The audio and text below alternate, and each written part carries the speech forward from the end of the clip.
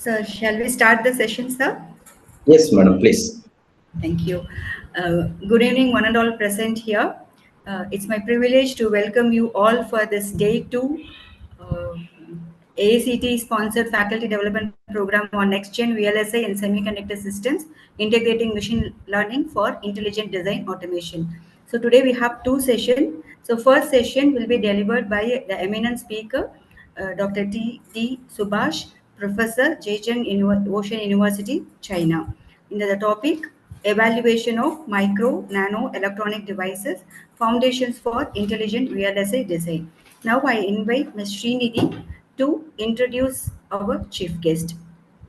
Over to Srinidhi. Good evening, everyone. It gives me a great pleasure to welcome you all for today's session on the role of machine learning in VLSI, a topic that beautifully bridges intelligence and innovation in modern electronics. We are honored to have with us Dr. T.D.Subash, a distinguished researcher and professor currently serving at School of Information Engineering, Zhejiang Ocean University, China. With over a decade of academic and research experience, Dr. Subash has made a remarkable contributions in areas such as millimeter wave radar, perovskite solar cells, semiconductor device, and circuits. He holds a PhD in electrical engineering from University Chennai, of with outstanding works on modeling and simulations on low gate length in SPQW FETs for RF applications, and recently completed his postdoctoral research at the prestigious Nanjing University Aeronautics and Astronautics China, focusing on pH radar and interfacing mitigations in multi-radar environment. Dr. Subash has also held esteemed positions such as Dean of Research and Development at Visat Engineering College, Dean Academic and Research at Mangalam College of Engineering, Kerala. He is elected member of IEEE Photonic Society USA and recipient of National Youth Talent Scheme awarded by Government of China. With his vast expertise spanning nanoelectronics, photonics radar, and semiconductor modeling, Dr. Subash insightfuls today will surely inspire us to explore how machine learning is revolutionizing VLSI design and innovations. Please join me in warmly welcoming Dr. T.D. Subash to deliver his session. Thank you, sir.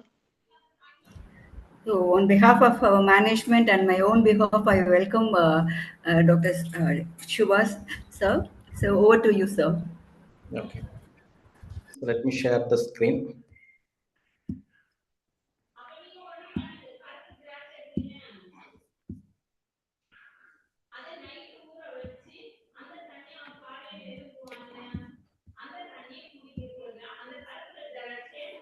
Madam, hope it is visible.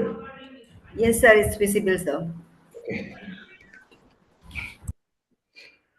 Okay. So first of all, I thank Professor Binila for inviting me for this wonderful program, and Srinidhi for the nice introduction.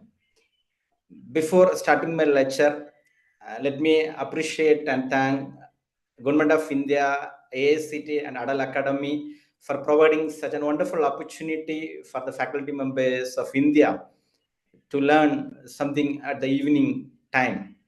So it's a wonderful program initiative by the Government of India and AICT. And more than that, I need to appreciate and congratulate the entire management of R.M.D Engineering College, the head of the department, and the faculty members for giving opportunity as well as motivating them to apply, to submit proposals for certain programs. And more than submitting proposals, getting sanctioned is a big task because the title plays a vital role. The modern or the new initiatives which is happening in global as well as in India, so that the proposal get accepted. So in that case, as my special congratulations to Dr. Binila and the team for getting sanctioned. And more than that, hosting this program is a big task. Being an organizer, I know, because before 8 months you have submitted the proposal, and the condition for this program is we need to have same speakers after 8 months or 1 year. So it's again a big task where the time of the speakers and their schedule has varied. But even though by overcoming all the challenges, you have done a wonderful job. And another thing is it's a long 1 week program. So every day 2 sections, and more than that, getting participants and maintaining, it's another big challenge. So as a whole, I appreciate and congratulate the entire team behind this particular task.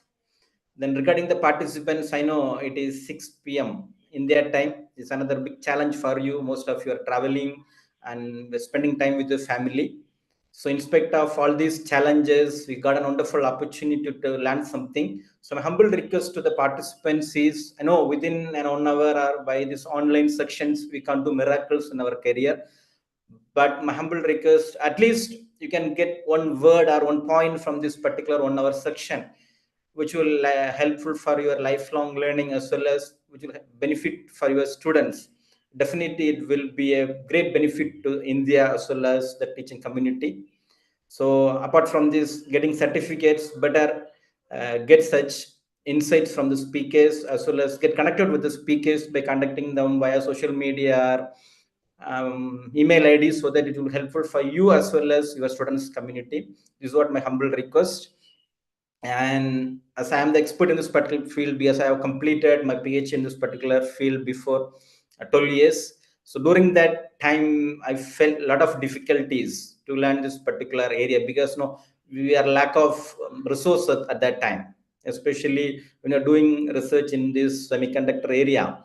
So we have only two options, going for simulations as well as modeling. So you don't have facilities for fabrication, especially in India. So this is the challenges we have placed. Even the software we have used is TCAD.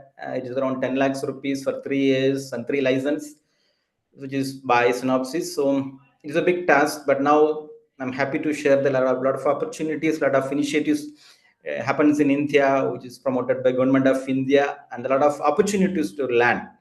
So my next 1 hour sections will be based on the past inventions, devices, and current status of CMOS, and concerns for nano CMOS integrations, challenges, future scaling issues, and most important is India's semiconductor revolution, and what are the opportunities to learn for you as well as the student community. So the next 10 years semiconductor industry in India is booming. Anything else, it is predicted that there are more than 10 lakhs job opportunities. So if you provide an insight about this task to your students, it's a great blessings, as well as great gift you are offering to your students community.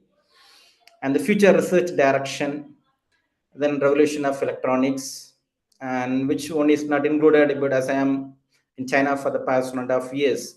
So if you have any questions based on the opportunities or postdoc facilities, I am happy to interact with you. So, and I will be completing my lecture within another 1 hour. And if you have any questions based on this, we can have another interaction section. This is what my plan, because I'm not going to share any of my research things here due to the a lack of time. Moreover, I feel that we can have some interactions at the end. This is what my expectation from the participant side. Let's see the inventions in 20th century. So there was many inventions. For example, I can say a revolution. After the invention of wheels, we have a revolution, that is industry revolution. Then we have medical era, I mean inventions in medical field. Then we have computer, that is software era.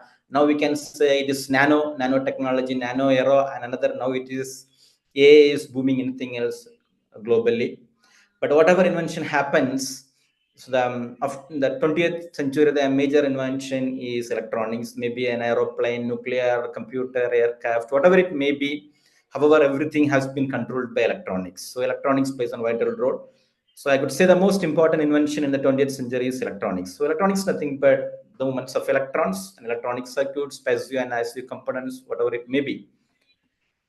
Let me compare this semiconductor device with our human parts. So brain is nothing but it's a major important part. So brain acts as an integrated circuits, because IC is nothing but which will combine more billions of transistors in a single chip. So same as in brains, we have to store a lot of data. Then sensors, ear and eye, we can use a sensor device to get input. And as an output device, we can use the mouth, RF and opto device, and stomach, that is photovoltaic, which will be converting some sort of, I mean, signals to another form of energy. So stomach as a PV device, and power device is nothing but hands and legs can be used as power device. It's nothing but just to have comparison with the human body with semiconductor device. The major miracle which happens in the first computer, that is after the invention of the first computer in ENIAC, which made of huge number of vacuum tubes in 1946. It seems to be a big room. Our computer, you might have learned, the computer, it seems to be a big room. So what happens? So it is big size, huge power, short lifetime filament. So now there is a dream to replacing this vacuum tube with some solid state devices. That is after the invention of ICs. So now we have the computer in a small form. We can use this as a pocket PC, that is our mobile phone, with low power consumption and much higher performance. So needless to say, I can say it is a new CMOS technology, which is indispensable for our human community. All the humans' activities are controlled by CMOS, living, production, financing, education, wherever it goes, CMOS plays a vital role. There is no computer in banks. I could say nothing, no investment, no research activities, or no inventions will be there without this particular CMOS technology. In a nutshell, I can say cellular phone, which plays a vital role in our daily life, which doesn't exist. Let's see the history of semiconductor devices. So I will be highlighting more on Nobel Prizes, because if you're working in semiconductor devices, there are a lot of chances for the Nobel Prize. So this is another motto of this section. In 1947, the first point contact bipolar transistor was invented. That is a germanium semiconductor device, which was invented by Bardeen and Bertin. They received the Nobel Prize. In 1948, we have first junction bipolar transistor. That is also germanium material. Shockley has invented and has received Nobel Prize. And 1958, we have first integrated circuit, that is germanium semiconductor by Kilby. He also received Nobel Prize. In 1959, first planar integrated circuits was developed, invented by Noyce. And 1960, we have first MOS transistor by COM, that is silicon semiconductor material. And 1963, we have first CMOS circuits by Shaw and Fanlas. The electronics started by the invention of vacuum tubes, that is triode in 1906 by Lee Forrest, which is nothing but just an anode and cathode with heated, and this electrons will flow from cathode to anode. There is thermal electrons from cathode controlled by grid bias. This is the basic mechanism to help for the transistor. And the modern era is nothing but Barden, Shockley, and Brattain. So at Bell Labs, they have invented this bipolar transistor in 1947. This is what our electronic students usually learn. Our academic books used to mention that. It's 1947. The first bipolar transistors was invented by Brattain and Brattain. So it is made up of germanium transistor. Now, roughly 50 years later, so we have a lot of innovations happens, and a lot of $1 trillion business is going with this particular invention. So and more thing, they have received the Nobel Prize in Physics in 1956 for their transistor invention. After the first transistor invention, 10 years later, the MOSFET was born, which was by Atala and Kong. So what happens is MOSFET is nothing but it's a three-terminal device. So the channel is it's controlled by a applied gate voltage, and it can be useful. It can be used as switch or amplifier. Most of them analog and digital applications will be working based on this MOSFET.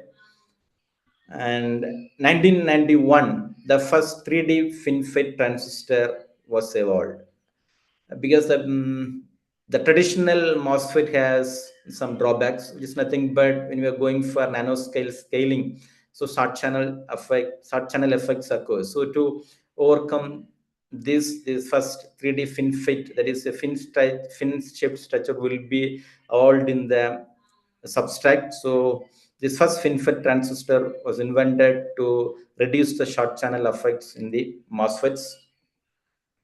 can have some electronics milestones. As mentioned, 1874, our solid state rectifier was invented by Braun, and 1906, DeForest invented triode vacuum tube. 1907 to 1927, the first radio circuit were developed from diodes and triodes. 1925, field effect device was the patent was filed. And in 47, Bardeen and Brattin at Bell Laboratory, they invented this bipolar transistors. And in 52, commercial bipolar transistor production at Texas Instruments.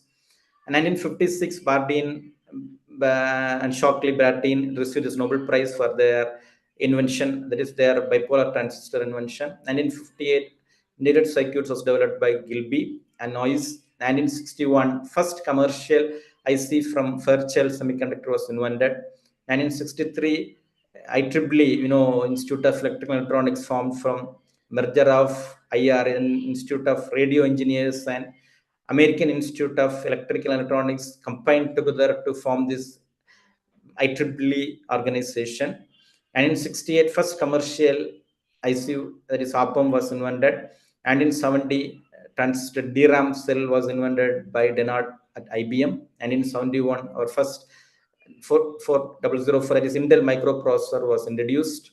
In 1978, first commercial 1 kilobit memory was invented, and in 74, 8080 microprocessor. Now, I need to highlight something at this moment, because now in the market we have peak and latest processor available, but I think in the syllabus of major universities still we are teaching 8086 processes. So there's very important thing we need to note, and we need to highlight the importance of those things to our students. And in 84, megabit microchip was introduced. And 2000, Kilby Cromer share this Nobel Prize. So 2000, they have received the Nobel Prize for their work on information and communication technology. That is, Kilby was recognized for inventing the IC, integrated circuits. And Shaw, Sulfurk, and Hubbard were honored for semiconductor heterostructures used in high-speed and optoelectronics. So the combined work will be helpful for our modern electronics, computers, mobile phones, particularly in CD players. And so what semiconductor materials are related to Nobel Prize? So 2014, Agasagi, Amano, and Nakamura, they have invented gallium nitride blue. It is a compound, gallium and nitride compound semiconductor. They received the Nobel Prize. 2010, James received the Nobel Prize, that is graphene, which is nothing but carbon-based device. And 2009, Boyle and Smith, they received a silicon-based CCD device for Nobel Prize. And 2000, Alpha now has received the Nobel Prize for compound semiconductor, something but heterojunction structure semiconductor device. 2000 Kilby for integrated circuits, that is germanium bipolar transistor. And 1973, Esaki has received the Nobel Prize for tunneling effort, that is germanium based material. In 1956, Shockley Bardeen, they have received Nobel Prize for bipolar transistor. I need to highlight there. So if you're working on materials, so the research will be easy. At the same time, there is a lot of possibilities to get Nobel Prizes. In 2014, we have another Nobel Prize awarded to Agashagi Kroshi and Suji Nakamura for blue light, for the invention of blue light LED diodes. And 2023, there is another Nobel Prize for the discovery and synthesis of quantum dots, which plays a vital role in the modern electronics technology. This is about the Nobel Prize winners. So if you're having some contribution or you plan to do something in the semiconductor material based devices, so definitely we can expect some Nobel Prize from this research community. Then current device or current status of CMOS technologies. So the major concern is cost. So decreasing cost and power increasing performance. So we need to increase the performance, cost should be reduced. And more than that, increasing performance, the cost, reduce cost, and the size plays a vital role. So I can say, so number of transistors inbuilt in a single IC. So now we can add a law, as most of your electronics engineers, we can see Moore's law that I will be explaining. So 1970 we have 100 micrometer technology, then 10 micrometer technology, slow by slow it increases, and now we will be having 20 nanometer technology by 2025. So from 1970 to 2025, that is 54 years, we have 19 generations. So how the size of our chip has been reduced from based on various generations. At the same time, the size is reduced, the performance is also increased. Why miniaturization? Smaller, faster, and cheaper. As a design engineer, we have to focus on all these three factors. One is size, one is performance, another one is the cost. So this is one of the image which I got from internet. When I'm surfing in internet, I'm happy to share this with this team, this community. So this shows the importance of our particular research area. In a family, the son said it is I have iPhone, and the daughter says I have iPod, and the mother says iPad, but the father sadly, the head of the family sadly says I paid for all. So this is the current situation, because before 10 or 15 years ago, we have a single mobile phone in our family. But we have now in our family, everyone has more than one or two phones. So this is what a scenario. It shows the enhancement of technologies or the growth of technologies in this particular CMOS technology. So now the major process are how to or making a semiconductor chip. There are three major steps. One is design, another one is fabrication, third is assembly or testing packaging. So we can do research on all these three areas. So as I mentioned, before 10 years, we were doing research. We have only one option, that is design or modeling, we could say. Fabrication is very difficult, particularly in India, but now there are a lot of opportunities are evolved in India in terms of semiconductors. So there's a big boom and big job opportunities, particularly for electronics sectors, will be evolved for another 10 years. So types of semiconductor devices, and it is analog devices, and we have logic devices. Analog devices, nothing but we have sensing devices, then memories, RAM, ROM, NAND, etc. Then helps us transmission purpose. We have logic devices. Then storage, we have RAM, ROMs, and for analog processing, we have GPU, CPUs, and optoelectronic devices, such in nothing but LEDs, that is displays, etc. So these are the major applications, are the types of semiconductor device we'll be using in our daily life. And now let us see about the memory. So after 54 years from a first single MOSFET, today in the market, we will be having, I think, 246 or 45 terabits storage device is available. And now there is an announcement, it's not announcement, are expected, it is available in the website, the shipment by a latest version of SanDisk company has announced that the storage capacity is 256 terabytes, so which will the shipment is expected in 2026. So this is way our CMOS technology growth has been evolved for the more than 50 years. So about the global market, I could say for this SSD controllers in the year 2025, the market business is more than 31 billion US dollar, and it is increasing. And from 24 to 25, this year it is 35 US dollar billion, 35 billion US dollar, and by 2029, the market size is predicted to be more than 57 billion US dollar. Same thing, the semiconductor global market from 2023 to 2033, that is the storage devices, RAM and ROM. This is also increased drastically from 126 billion US dollar from 2023, and for 2033 it is 340 billion US dollar. Same, the MOSFET market size also increasing drastically 2019 to 2035. So the global market is projected significantly, is growing significantly. So you can see the graph. So it is based on the energy efficient technology due to the increasing demand of power management solutions. So this investments or the research you can contribute in particular technology, it will be evolving globally. And as an Intel, if you see most of the laptops or computers, we will be using the processor are manufactured by Intel, even though there are many other companies, but we researchers, we will be following the news or announcement of the latest advancements by Intel technologies. For example, even the tool which we are using, the ticket tool for simulation, which is offered by Synopsys, and the same tool the Intel company researchers are using for their simulation purpose. So they have made an announcement recently. It is based on AI.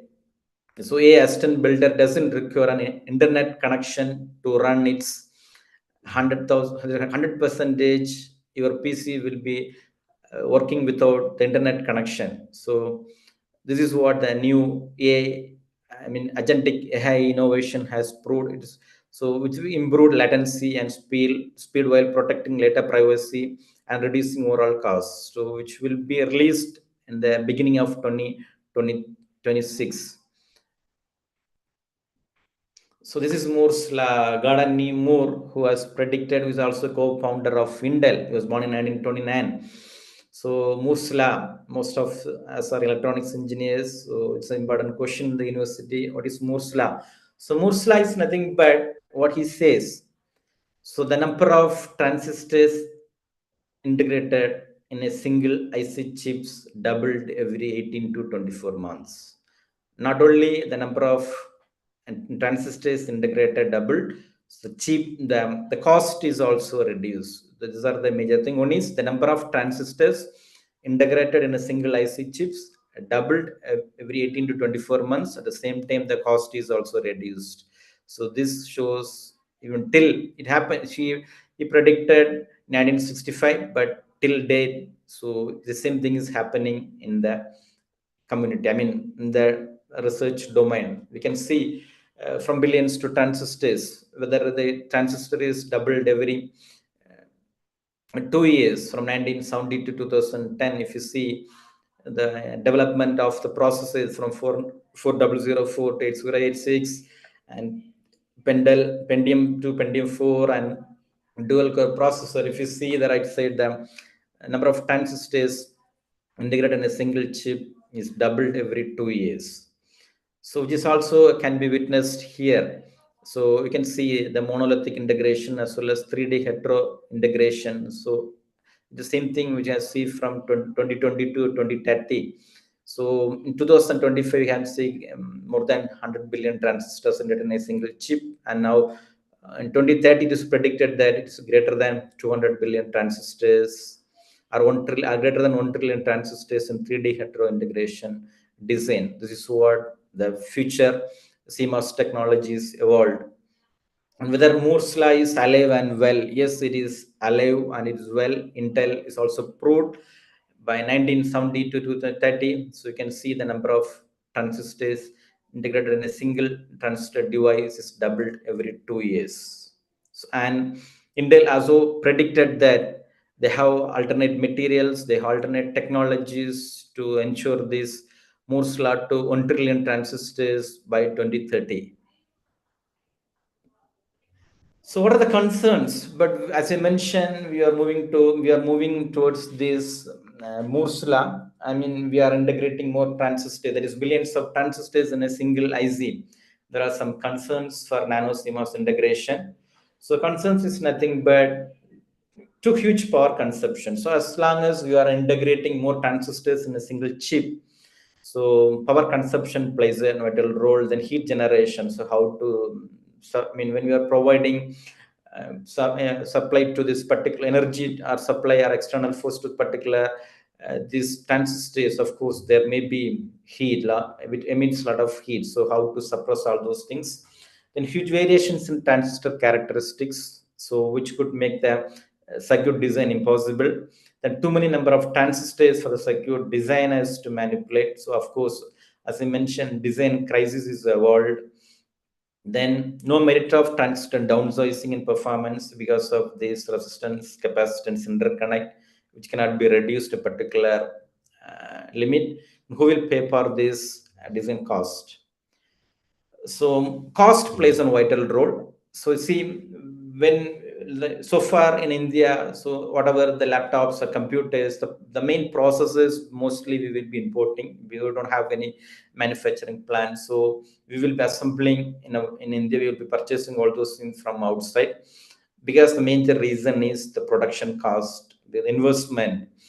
Especially even in research for a particular technology, for research we need to have a fabrication process. The cost is high. For a single technology takes around 3 to 5 crores, and when you go for another technology we have to replace it. So again we need to have another 3 to 5 crores. So it's a big cost we need to investment.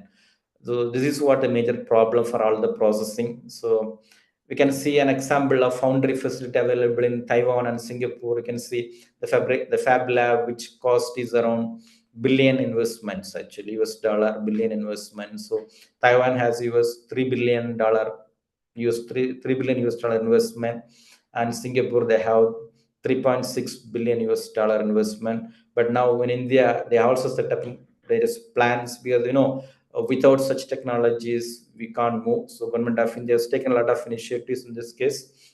And another important crisis is wafer. So in 1990 to now 2025 we have a lot of changes in the wafer. So how long we will be replacing all those things, it's a big concern. Then as you say, the microprocessor trend, 1972 for the Intel we have the gate length of 10,000 nanometer, and 2002 the same Intel processor which have manufactured the device, they have a gate length of 70 nanometer, and 2008 same Intel has manufactured with the gate length of sub 25 nanometer. So as long as we will be reducing the size, but we need to be aware that so there is an increase in power consumption and heat generation, so that we need to concentrate when we are doing the design. So what is the major evolutions? What are the two major cause of this evolution in microprocessor is? One is, the first we can say two phases. First phase is of course it is our personal computer, laptops, etc., and second phase is our mobile phones, smartphones. These are the two phases where the major microprocessor evolutions had takes place. Then power, so power and heat. So it is not efficient to increase the clock frequency and number of transistors. So there will be not a merit without improving the operating frequency and reduce the power consumed. So if some cases, if you need only for editing a document and accessing internet, so we not want to have high-end processes. Then improvement of PC algorithm, so downsourcing the PCBs to save the power, and variations in transistor characteristics such as system and circuit design, and ECC, the error correction code, because no error correction code is nothing which will helpful for the storage devices to to encrypt or to store the data. Then large noises. So as long as when we are integrating more transistors in a single chip, so as it is an electronic circuits, we can't avoid noises, but we can suppress noises by using some other technologies. That while design we need to concentrate on these types of noise reduction. And human power, so it is very very important. As I mentioned, in India we have another 10 years we will be having more than 10 lakhs job, but I'm sure we are lacking exports. So we need training for the man to get more, to utilize more manpower.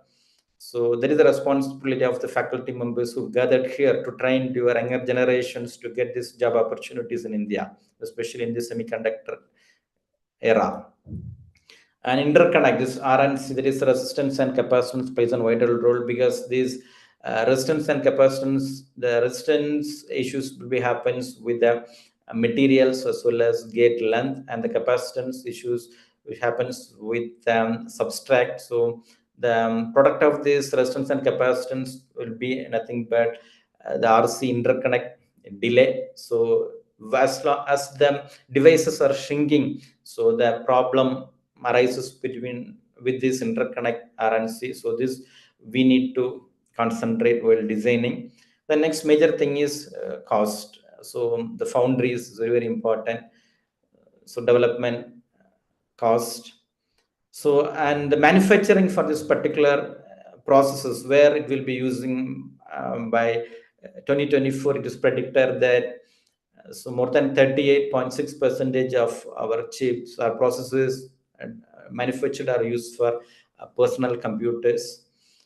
So this is what the prediction. Total market size is 114 billion US dollar, and this shows from 2021 to 2033. So how the market size is increased. It is more than 104 billion US dollar market globally, and this is nothing but about Asia, or particularly in Asian countries. 2025 to 2034, 2025 now it is 54 billion US dollar market, and it is predicted by 2034 which would be doubled. It will be around 91 billion US dollar. So there is a huge boom in this particular era. There is a reason government of India has taken a lot of initiatives to concentrate on this semiconductor investment. So another major issue is future scaling issues. So as I mentioned, the gate length now it is 22 nanometer and it is reducing to 2 or 3 nanometer by 2030. So how long it will happen? So it is another important thing. Anyway, we will reach the downsizing limit within another 20 years, but it will not happen suddenly. There is no downsizing from tomorrow. We don't need to come to company tomorrow. It doesn't like that. There will be alternate technologies or alternate things will be developed. So after the limit of downsizing, there is no technology, no design, no lithography, no equipment, no companies, no microprocessor, and there is no job for designers. It's not like that, but there are a lot of opportunities to overcome this downsizing issues. One is technologies have been introduced for new material, new process, new structure, and this will not be completed for another 15 years. So we can concentrate research on this particular task. There are new things will be evolved, and introduction of new materials will be taking more than 10 years. So many things are there, and hybrid integration, 3D integration, miniaturization of boards, I mean efficient algorithm for systems. So there will be revolutions for this particular manufacturing process. Now let me tell something about government of India's initiatives with semiconductor revolution, which is a major area where you can contribute. You can give a gift to your students so that they can get wonderful job opportunity in India within another 10 years. So India's chip market is booming. That is set to hit 100 US dollar billion by 2030, more than 100. So we have ISM, which is nothing but India Semiconductor Mission. They are developed. They are around 76,000 crore for manufacturing, design, and talent. Recently, on 12th August 2025, another four semiconductor units were approved with an investment of 4,600 crore Indian money. So total approved projects under ISM, that is India Semiconductor Mission, reaches to 10 with cumulative investment of around 1 lakh, 1.60 lakh, that is crore in 6 states. India is emerging as a global semiconductor hub. So recently we conducted an event, that is Semicon India 2025. So which is Semicon India 2025 conference was attended by 300 plus global exhibitors and 18 countries, which shows India is concentrating on semiconductor mission. So these are the plans. We have one plant in Odisha and another plant in Gujarat, tie up with Taiwan. We have another semiconductor industry in Assam, Andhra Pradesh, Punjab, Gujarat. We have around 4 plants. So these are the states where government of India has invested for the semiconductor mission. So India is also predicted. So 2023, our Indian market is 38 billion, and now it is predict 38 billion US dollar, and by 2030 it is not doubled, more than that. It is more than 110 billion US dollar. The Indian semiconductor industry growth is predicted. And what are the collaboration with this Indian semiconductor mission? So LAM Research and IIC has signed an MOU to use the Semiverse simulation platform to instruct 60,000 engineers for the next 10 years. We have Switcher Skill Program, an initiative taken by Government of India to train 20,000 engineers in Madhya Pradesh. Micro and IIT Roorkee has signed an MOU partnership to foster innovation and develop highly skilled workforce. IBM has partnership to provide Indian students and professionals to access advanced labs, internship, research centers, and enhancing exposure and global industry alignment. And Purdue University has signed an MOU to foster cutting-edge R&D and commercialization of semiconductors with a focus on innovation-driven collaboration between academia and industry. And India Semiconductor Workforce Development Program, this is a major collaboration which happens with Synopsys and Samsung. Collaboration between illustrates in IAC, Synopsys, and Samsung Semiconductor in their research. So they are providing hands-on training program, industry relevant skills, real world application, internship opportunities, live project implementation. So this is one of the major initiative with IIC. So that is India Semiconductor Workforce Development Program. It helpful for the faculty members and students. This is a major thing. They're conducting the program in 4 phases: level 1, level 2, advanced, and custom. So there are, of course, there is a fee. It is not free. And the major thing is you will be getting some discounts if your institution can sign MOU with this particular organization, and you can have, if there are more students or more faculties at the bulk registrations, you will be getting special discounts. You can just directly send an email to the particular team. The level 1 is nothing but they will providing the basics of semiconductors and some Sandara tickets, editors, some basics workbench they will be providing.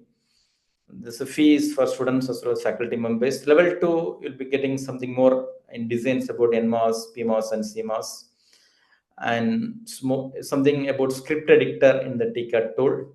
And the third level is advanced. You will be getting some 3D, 2D simulations, and you will be getting visual scripting in this particular software. And the last level is up to third level students can get the benefit, and the last level is only for faculty members or industry persons. Students are not eligible. Here they will be working with gallium nitride HEMD devices and FinFET, nanosheets, advanced technology. So these are the 4 levels of courses which is available with this particular program. This is a wonderful opportunity for the students and faculty members to learn about this particular technology. As I mentioned, the next 10 years, there is a big boom in the semiconductor industry, particularly in India. So if you can get some, get benefit if you're joining in this course, I'm sure definitely you will be getting some benefit. Before 10, 12 years, when we are doing research, we didn't get such a wonderful opportunity, but definitely it's a great gift for you to do some innovations or to learn something from this particular semiconductor area. Now, let me see something about research direction or research opportunities in this particular semiconductor area. So smart society is nothing but there are 3 major areas. One is green energy saving, energy creating, and advanced information processing. So in a nutshell, we can say it is green nano electronics. One is power device area, another one is solar cell. No, so now energy, it's a great demand as there are a lot of applications, a lot of innovations happening. There's a great demand in energy. So solar cell plays a vital role, and integrated circuits. So the 3 major areas are power device, solar cell, and integrated circuits. You can see what are the research opportunities in this particular 3 areas. Let's see, first one is power device. Now it is gallium nitride power devices, which is already available in the market. So the techniques which can realize high efficiency electric power conversion. Gallium nitride has high electric field breakdown voltage 10 times higher than silicon. Because when we have learned a lot of technologies in our books, in our college days, it is based on silicon based transistors.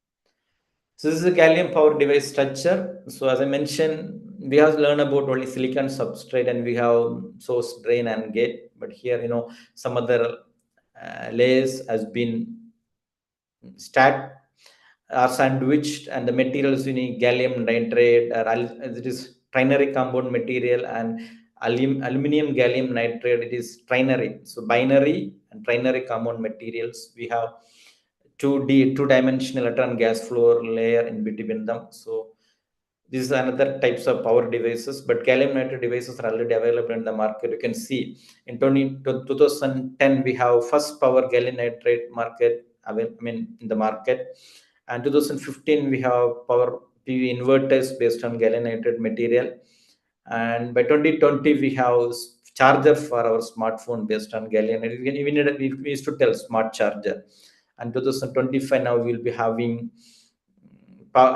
this DC converters for electric vehicles. So by 2030, so Alice gallium nitride research also involved at the same time, which is now available in market, which lot of devices and the huge revenue happens in this gallium nitride devices nowadays. Next, another important thing is diamond power device. So see, silicon material, this is the properties of material, that is silicon, gallium arsenide, gallium nitride, diamond. So I could highlight this diamond. You see the band gap of diamond is 5.45 when compared to other materials is high, and the thermal conductivity is also increased, that is 2200, and you can see electric breakdowns, everything is increased when compared to other materials. So diamond power devices, as the conductivity is more, so it plays on vital role, which will increase the performance of the devices. So diamond based device, so it is another important, as there are some drawbacks, so but still diamond materials which provide good performance in terms of research. So you can do research in this diamond bed materials.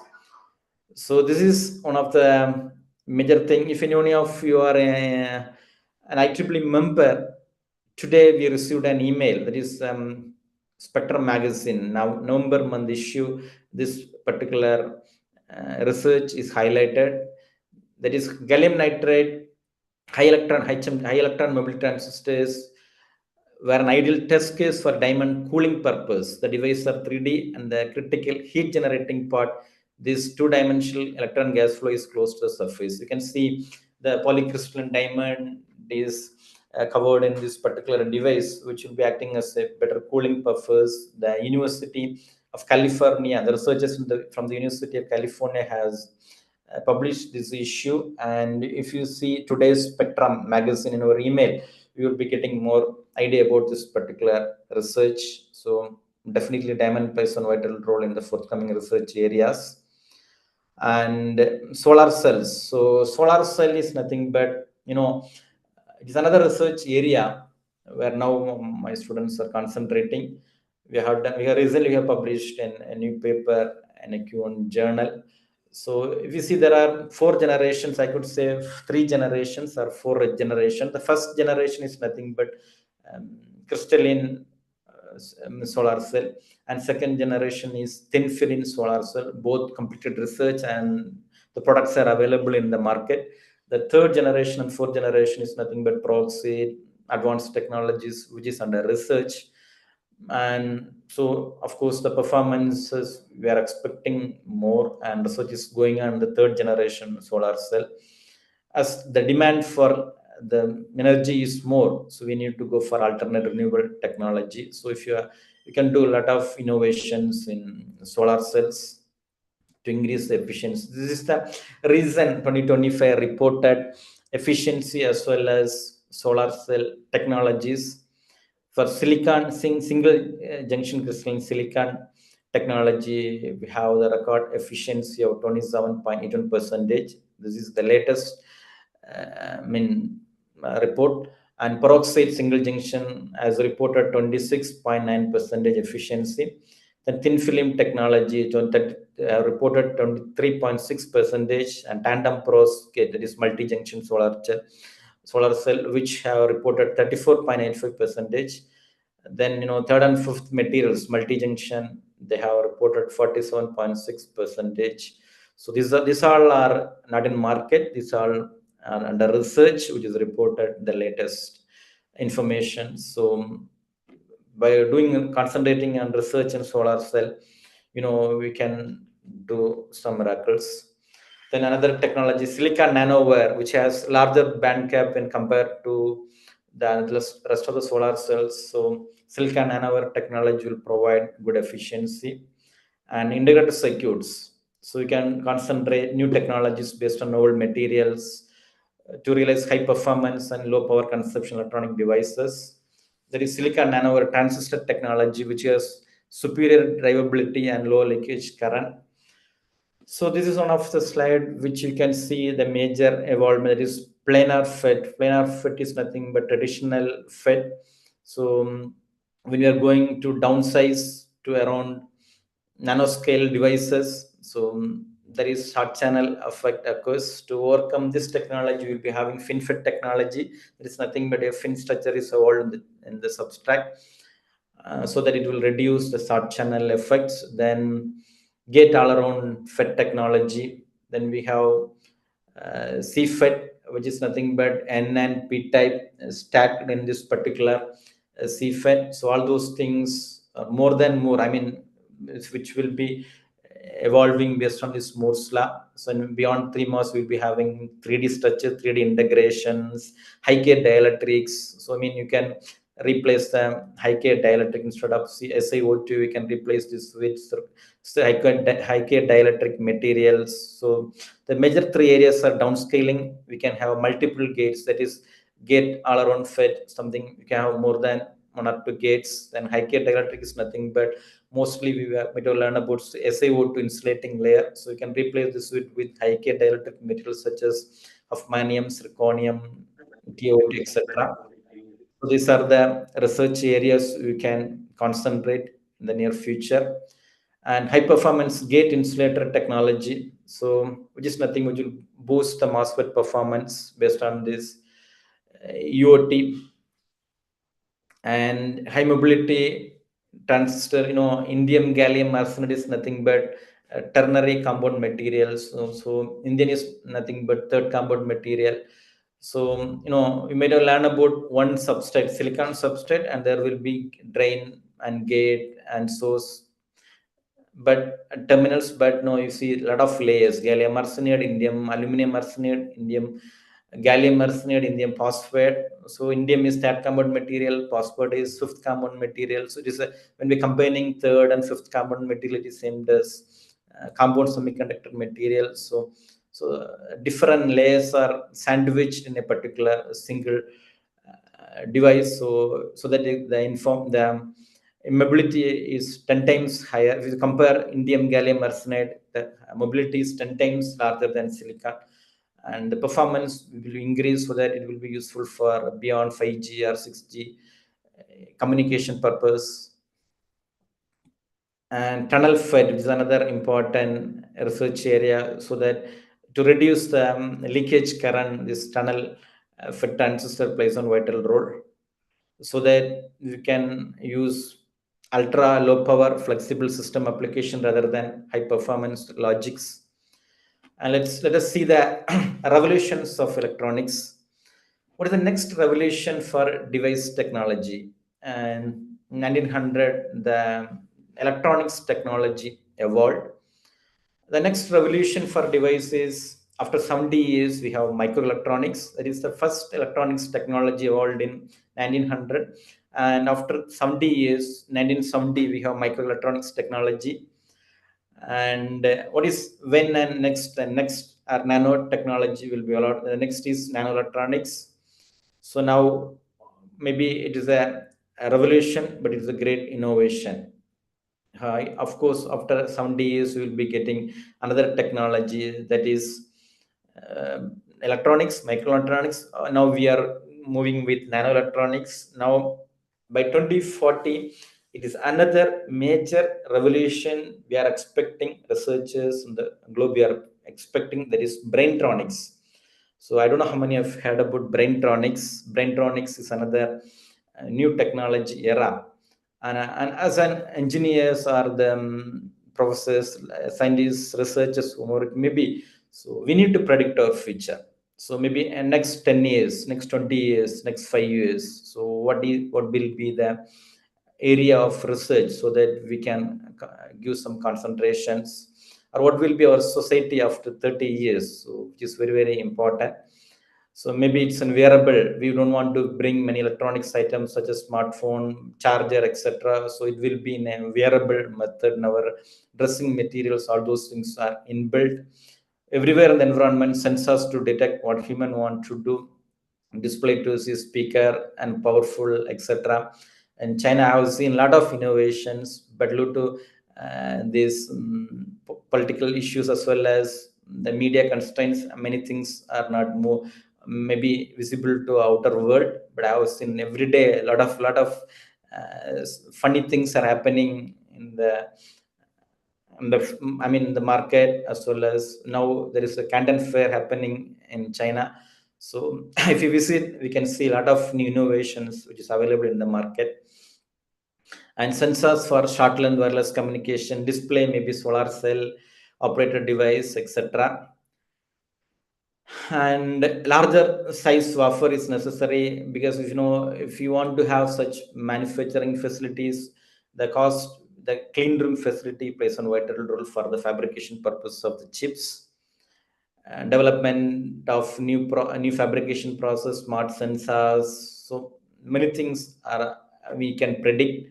So introduce the brain algorithm into semiconductor processes, which is nothing but direct communication between electron device and biosystem or brain or insect. This is called braintronics. Braintronics nothing but we can use for direct communication between the electron device and the biosystem, or the brain, or an insect or animal, or a self-assembling DNA, or we can use the data processing with the help of the brain of an animal. So this is the braintronics. So on seeing the image, you might have seen. So a mosquito, the head portion, the brain, and the front portion is used as a sensor, and the brain is nothing but for storage purpose. And there are a small number of neuron cells that is extremely low power, so that can be used for 3D flight control as well as real-time image processing. So we can use, and there are many algorithms we need to develop for this particular thing. So this is a biggest era which we are predicting for another 20 years. So there is braintronics as an extra. Already a lot of research publications are available. Let me share one thing. There is nothing but it is made of ants, mechano and magneto sensation functions of an ant, because the ant has this ability to sense the vibration, touch or pressure. It also has the ability to sense the magnetic field, Earth's magnetic field. So using that, we can encode or coding the circuits, and we can use this for communication purpose. So already latest news, a research article has been published in Nature. So they are using the ant for this particular communication purpose. So this is what you can concentrate on, this braintronics, bioelectronics purpose. Another important research roadmap for another 20 years or 15 years is nothing but we can concentrate on new materials, new process, new structure, as the scaling, how to I know we can scale the device up to 2 nanometer, but as long as the device is shrinking, there are a lot of issues will be there that we need to overcome. So hybrid integration of different functional chip, increase of SoC functionality. Then so far we have done it for 2D. We can go for 3D integration and miniaturization for interconnects, RC interconnects on PCB board. And the low cost, how to reduce the manufacturing cost, low cost and revolution in resistance capacity interconnect equipment. Of course, by 2040, we are predicting a new era, that is introduction of algorithm of biosystems, that is brain of insects, humans, etc. We call it as braintronics. Braintronics is expected for 2040s. It's a task for you for young generations, so you can have this awareness about this braintronics technologies to your students. Next is self-time. There is a long time for 2045 to 2075, another 30 to 60 years. It is nothing but a self-assembling using DNA, which is a kind of dream. So assembling a structure such as coral design by DNA is another long time process where already researchers has begun this process. So to conclude, do not believe a textbook statement blindly. Never give up. No one knows the future. There would be a solution. Think things or wait the time. Will someone will be thinking for you. Son, be an engineer. Do what you will. Develop what you have. Be satisfied with yourself. Real master cannot follow others. Don't concentrate on existing. Try to create new things. So good luck. The luck which I believe is something different. So hope you all are believe in luck. The luck which I believe is L stands for learning. If you start learning, you can understand the concept. U stands for understanding. So L stands for learning. U stands for understanding. So if you start learning and understand the concept, you can become a confident communicator. So if you start learning and understanding the concept, so that you can become a confident communicator, then you will be a knowledgeable person. There is a luck which I believe in my career. So thank you very much. Thank you, Professor Binila and the entire team for this wonderful opportunity. Now, if there are any questions, I'm happy to address. Thank you.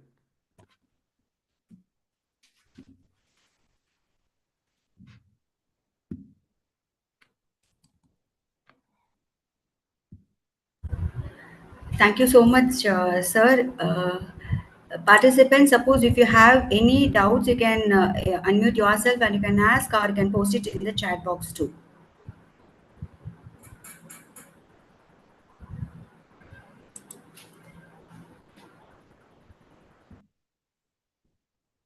Or else you can get my contact with Professor Binila. You can email me. I can also answer.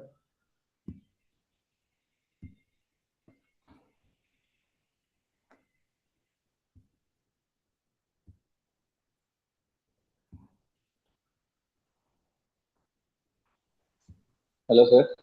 Yes, yes. Hello. Am I audible, sir? Yes, yes, sir. Please. Yes, sir. It was a very great session, sir. It was very. Can you hear me, sir? Yes, yes, sir. Please. It was very clarifying and it was so futuristic. It was so good, sir. Your presentation was, and I had a doubt regarding this brainstormings. I hope this has been correlated with this neuromorphic computing. Is that right, sir? Yes, yes, definitely, sir. Hope the next session is based on neuromorphic. I hope you can get more knowledge in that. As if not, I in the PPT I have shared a link which based on AND, the magnetosunction approach of AND, which is already available in Google. Actually, it's an Okay. downloadable file which is published in Nature Science recently. If not, I Oh, can share my the PPT with organizer. Hope you can get the link. sure, sure. Yeah. Sir, and one more doubt with respect to the designs of these pets, Hmm. regarding the pet which we are going to design, if I'm going to have a new idea related to a design of a particular art pet or something like that. What are the things we need to go with? Actually, we cannot have a tool to design the pet. And is there any tool available for designing a Yes, particular? actually, the major important tool or simulation software which we will be using, not we will be even Intel is the pioneer in this research area.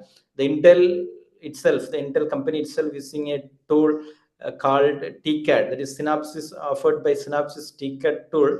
But the problem is it is very costly because it is around 10 lakhs, 10 lakhs Indian money for 3 license, that is for that too for 3 years. That is what the major tool, but there are a lot of another tools available, design tools available, but the major tool which I suggest, as well as even Intel is following, is TCAD. Synopsys offering by Synopsys technology TCAD tool. And the things which you concentrate is materials. You can change the materials for getting performance. Then dimensions of the device, especially gate length, or each each layers we can concentrate on dimension. Then technology, same as gate all around, I mean GAAT FET, gate all around material FET, and FinFET, etc. So these are the major things when you can concentrate based on the design. Another important thing,